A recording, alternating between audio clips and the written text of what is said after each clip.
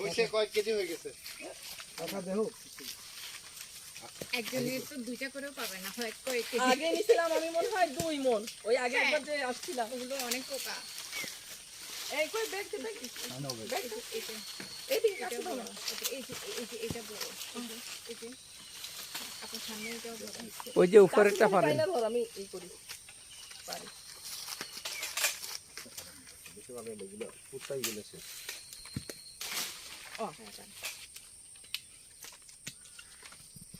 বড় বিছা দিতে নাই আছে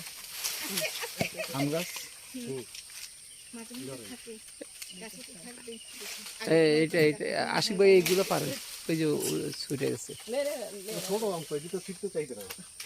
গোলগুলো পারেন গোল যেগুলো ছুটে গেলে কাঁচা পড়তে করে দিয়ে খাই ফেলবে তো খাবে পাইছিলাম তো ছুটে গেল এখন এবার কি যাচ্ছে নিয়াতে কুরবানিতে আসি বাসায় আসবি অবশ্যই দাদা ভাই কুরবানিতে যাচ্ছে এটা না না আছে এখানে বাসায় আসবি আপনারা অবশ্যই চলে আসবেন বাসায় আসবো এটা গ্যারান্টি দিতে পারি না কারণ এত এত এত জ্যাম আছে ওই জায়গা যেগুলো ছিল সেদিকে রাখছে এই হ্যাঁ ওই তাসি ওখানে কটা ছিল আসি ওই বস্তা গুলো নাও আর এটা খালি করো ওখানে যাবো হ্যাঁ মামুন ভাই মনে পর পিছনে অনেকগুলো বড় মাছ আছে ওরা খায় এদিকে এই ধর নিচে যাবেন না আপনি পড়বে মাথার উপর এটা ধর তুই টাইনা ধর এটা টাইনা ধর আমি তাই না দলে সিরা চলে যাচ্ছি পুরো আরে এটা ধর আপনি বস্তা থেকে ভয় পেন না বুঝছেন